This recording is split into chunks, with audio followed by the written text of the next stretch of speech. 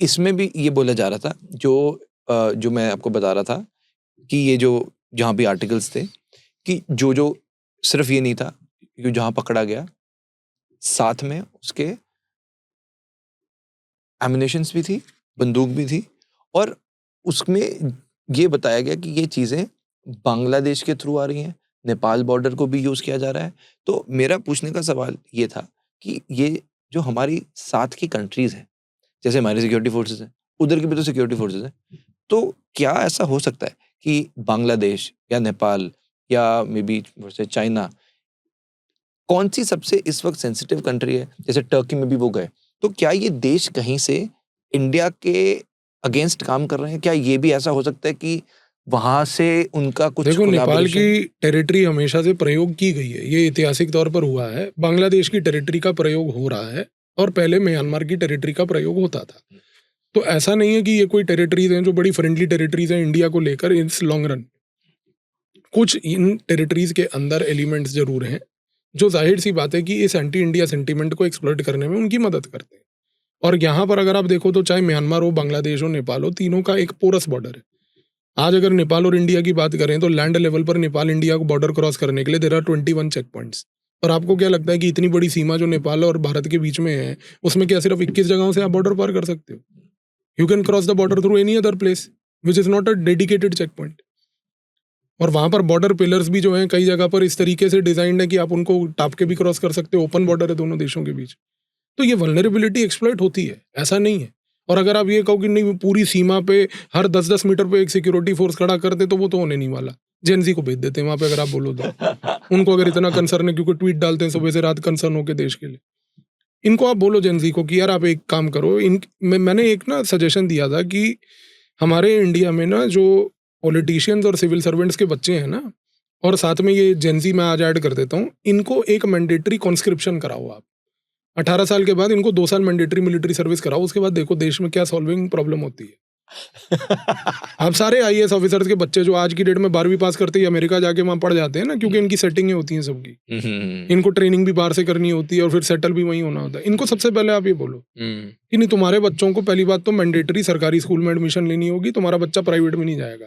वरना आप एक सिविल सर्वेंट को रिक्रूट मत करो, उससे एक बॉन्ड साइन करा लो, तेरा बच्चा सरकारी स्कूल में जाएगा। फिर आप स्टैंडर्ड्स देखना पूरे इंडिया में गवर्नमेंट स्कूल्स के। एक्चुअली ठीक है ना? तो प्रॉब्लम ये है कि यार ये चीजों के बारे में ना अगर किसी को काम करना हो ना ठोक के, तो 2 मिनट में चीजें ठीक होती हैं। और आपका एजेंडा होना चाहिए ये। फिर अब जैसे आपने बोला एलिमेंट्स तो सर हर जगह हो ही सकते हैं। मेरा जो सवाल था उसमें यही था कि क्या आपको लगता है कि गवर्नमेंट ऑफिशियल्स भी इन्वॉल्व हो सकते हैं, बांग्लादेश या नेपाल या किसी और कंट्री के? नहीं देखो, बिना बांग्लादेश के अंदर कोई गवर्नमेंट मशीनरी के इन्वॉल्वमेंट के बिना इतना बड़ा काम नहीं हो सकता। उनके साइड पे डेफिनेटली एलिमेंट्स हैं जो एडवर्सरी इंटेलिजेंस उसको एक्सप्लॉइट करती है, जिसके थ्रू ये काम होता है। तो ऐसा नहीं है कि उनकी तरफ कोई गवर्नमेंट इन्वॉल्वमेंट ना हो और गवर्नमेंट को पता ना हो और चुपके से जो है लोग जो है मछली के अंदर सामान रख के ला रहे हैं, वो नहीं होगा यहाँ पे। जाहिर सी बात है। बट आपने बांग्लादेशी स्पेसिफिकली क्यों बोला? बांग्लादेश हो, नेपाल हो, म्यांमार हो, तीनों है। तीनों है फॉर दैट मैटर, कोई एक नहीं है। ओके। अब अभी रिसेंटली शेख हसीना का भी एक इंटरव्यू हुआ था जिसमें she said Islamabad is trying to raze Sheikh Mujib from history, और जिसके बाद अभी आप देखेंगे बांग्लादेश में भी सिचुएशन बहुत सेंसिटिव है। वहाँ पर भी प्रोटेस्ट हो रहे हैं और यूनुस के खिलाफ, और आज आई थिंक वो शाम को एक नेशनल वाइड एक स्पीच भी देने वाले। What do you think about this? Bangladesh में जो इस वक्त जो इंटरिम सरकार है, क्या वो इंडिया के अगेंस्ट है? कुछ ऐसी चीजें भी पहले स्टेटमेंट्स एक्सचेंज हुई हैं। हाउ डू यू अंडरस्टैंड आपकी बांग्लादेश के? नहीं, बांग्लादेश एक सिंपल चीज यही है कि इस मोमेंट पर वो टेरिटरी डेफिनेटली एक प्रो इंडिया टेरिटरी नहीं है। तो हमारे इंटेलिजेंस के रडार से वो एक हाई वल्नरेबल टेरिटरी है जिसको वो बहुत केयरफुली ऑब्जर्व कर रहे हैं। क्योंकि वहाँ पर जिस प्रकार से इस मोमेंट पर अमेरिका का, पाकिस्तान का, चाइना का, टर्की का इंगेजमेंट है, they are all detrimental to India's interest. तो डेफिनेटली यहाँ पर एक चीज़ क्लियर है कि Bangladesh is not a pro India territory at this juncture today. But जहाँ तक इसकी बात है यूनुस की, ये मार्च तक है अगले साल, उसके बाद इलेक्शन होने वाला है वहाँ पे, ये उसके बाद बंदा खत्म हो जाएगा। ठीक है, तो उसके बाद इसकी वहाँ पर लंबे समय की कोई एंट्री है नहीं।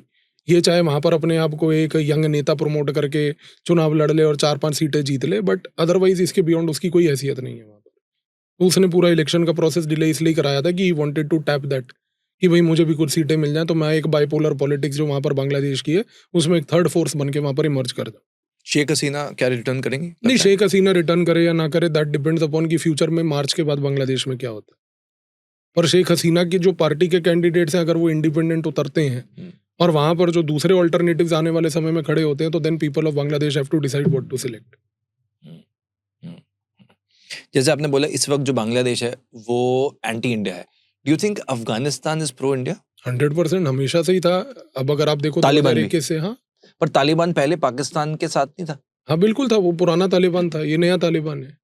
दोनों तालिबान अलग थे। वो मुल्ला उमर वाला तालिबान वो था जिसको पाकिस्तान ने क्रिएट किया था। ये तालिबान जो है ये ओरिजिनल अफगानी लोग हैं, ये वो वाले लोग नहीं है जो जिहाद वाले लोग थे। तो definitely there is a huge difference in the to.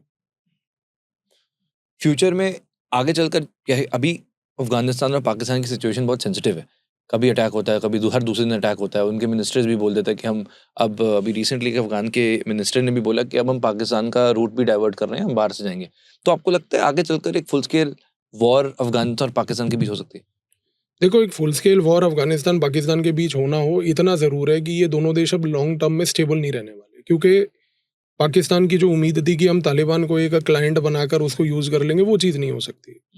Problem क्या होती है ना लाइफ में यार, आप जब ऊपर जाते हो, ऊपर जाने के बाद एक स्टेज पे आ जाते हो लाइफ के, और फिर वहाँ से जब आप नीचे गिरते हो तो बड़ी मेंटल मेच्योरिटी चाहिए कि नीचे गिर के भी हम्बल रहना। पाकिस्तान के साथ वो समस्या है कि वो ऊपर तो चली गई ये सोच के कि चलो एक पॉइंट पे अफगानिस्तान पूरी हमारी कंट्रोल्ड टेरिटरी थी, पर अब वो चीज़ को रिकनसाइल नहीं कर पा रही कि अब हम उस टेरिटरी को लूज कर बैठे।